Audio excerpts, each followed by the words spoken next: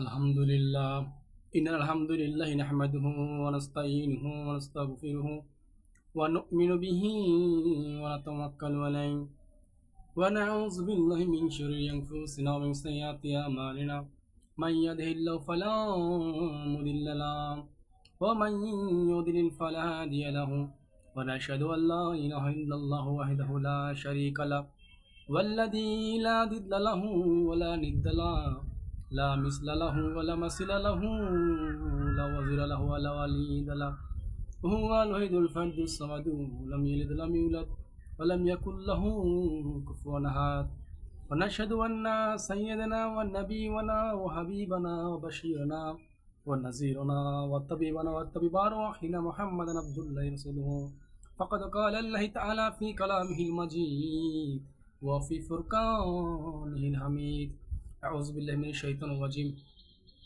বিসমিল্লাহির রহমানির রহিম।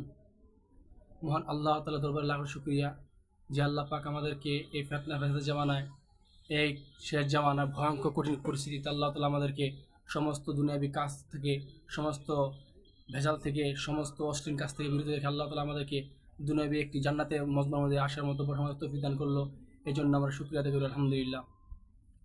ভাই দোস্ত বুজুর্গ হাজরিন, মহান আল্লাহ পাক আমাদেরকে তৈরি করেছেন একমাত্র তার গোলামি করার জন্য।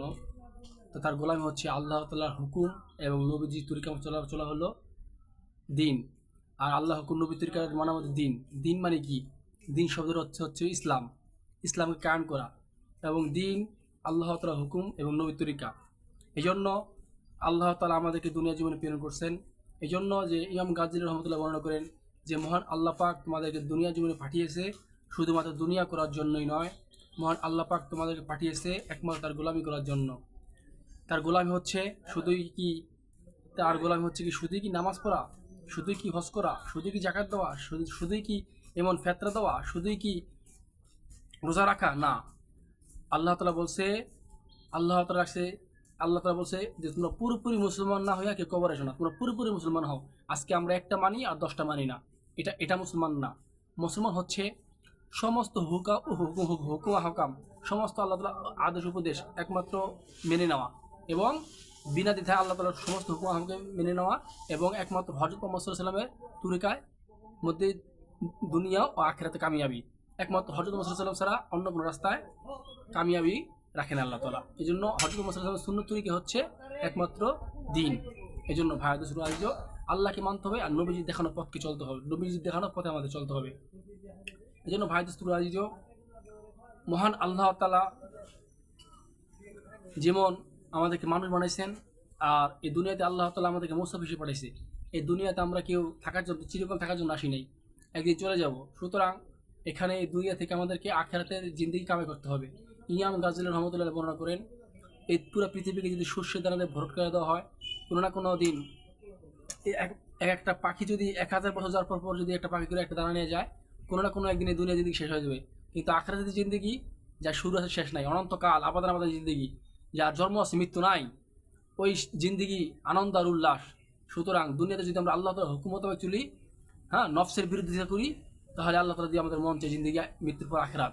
আর যদি দুনিয়াতে আমরা মন চায় জিন্দেগি পালন করি, উল্টাপাল্টা চলাফেরা করি, আল্লাহর কোনো অনুমতি না মানি, তাহলে মৃত্যুর পরে আসা আমাদের জন্য অপেক্ষা করতেছে চিরকালের শাস্তি, ভয়ানক জাহান্নাম। এই জন্য আমাদেরকে যদি জাহান্নাম থেকে বাঁচতে হয়, অবশ্যই করণীয় আল্লাহ তাআলার হুকুমকে পালন করতে হবে এবং নবীজির দেখানো পথ দিনের উপরে আমাদের চলতে চেষ্টা করতে হবে। এই জন্য ভাই দোস্ত আজিজ, অন্য কোনো রাস্তায় কোনো কামিয়াবি নাই।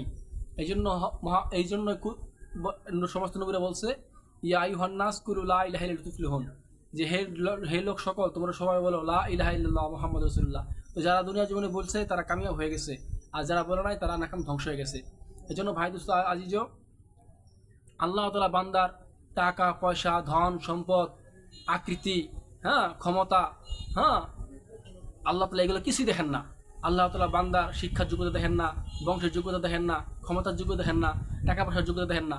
আল্লাহ তাআলা দেখে বান্দার একমাত্র দিলের ভিতরে কি আছে। আল্লাহ তাআলা দেখে বান্দার একমাত্র দিল যদি পরিষ্কার থাকে, নফস যদি পরিষ্কার থাকে, তাহলে আল্লাহ তাআলা তাদেরকে দিল দেখে দেবে বিল।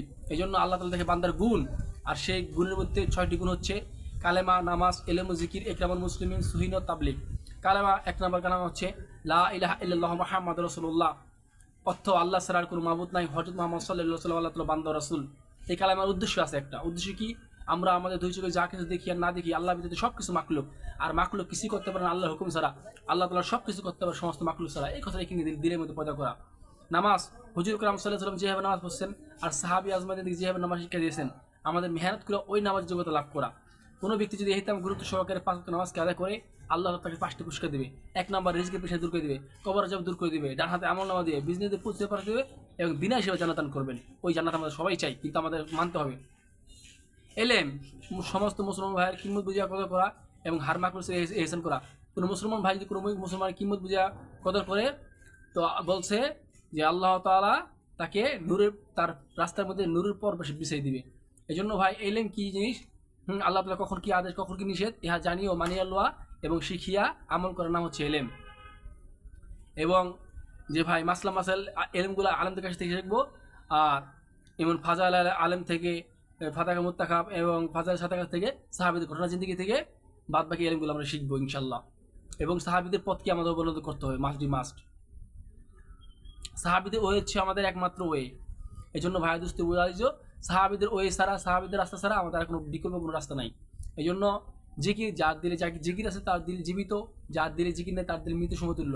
এই জন্য যে ব্যক্তি জিকির করতে করতে তার ঠোঁট জীবকে তজা রাখবে, সে ব্যক্তি হাসতে হাসতে বেহেশতে প্রবেশ করবে। হ্যাঁ, সর্বশেষ জিকির হচ্ছে লা ইলাহা ইল্লাল্লাহ বলা, আফজাল জিকির করা তেলাওয়াত এবং জায়গা বিশেষ মাসলুম দোয়াগুলো পাঠ করা। কেমন মুসলমান? হ্যাঁ, মুসলমান ভাই কিমত বুঝিয়ে কদর করা এবং হার মাকরুসে এহসান করা। কোনো মুসলমান ভাই যদি কোনো মুসলমান ভাই একটু উপকার করে নিয়ত করে, আল্লাহ তাআলা তাকে মসজিদে বসে 10 বছর এতে করে নাকি দান করে দেন। এই জন্য ভাই তো এই উপকার বেশি বেশি করা। দাওয়াত তাবলীগ, আল্লাহর দেওয়া জান, আল্লাহর দেওয়া মাল আর আল্লাহর দেওয়া সময় নিয়ে আল্লাহর রাস্তায় বাইর হয়ে জালমাল সময় সুবিধার শিক্ষা করা। এই জন্য ভাই আল্লাহর রাস্তায় যে ব্যক্তি বের হয়ে প্রথম কদম বাড়াবে, আল্লাহ তাআলা তার জিন্দগির সমস্ত গুনাহ মাফ করে দিবে। হ্যাঁ, প্রতি কদমে 700 করে গুনাহ মাফ, 700 করে নাকি এবং 700 জান্নাতের দরজা বন্ধ করে দিবে। এবং ওই রাস্তা আমরা সবাই যেতে চাই। এবং আল্লাহ রাস্তায় যদি কেউ আল্লাহ রাস্তায় দিন শিখতে গিয়ে যদি মৃত্যুবরণ করে, আল্লাহ তাআলা তাকে শহীদের মর্তবা দান করে দেবেন, বিনা হিসেবে জান্নাত দান করবেন ইনশাআল্লাহ। আল্লাহ তাআলা আমাদেরকে জেনে বুঝে আমল করার তৌফিক দান করুক। আমিন ওয়া আখিরাতান আলহামদুলিল্লাহি রাব্বিল আলামিন। ইনশাআল্লাহ দেখা হবে কোনো নেক্সট কোনো প্রোগ্রামে। আমি আব্দুর রহমান জীবন লস্কর। ইনশাআল্লাহ দেখা হবে কোনো নেক্সট প্রোগ্রামে। Good bye.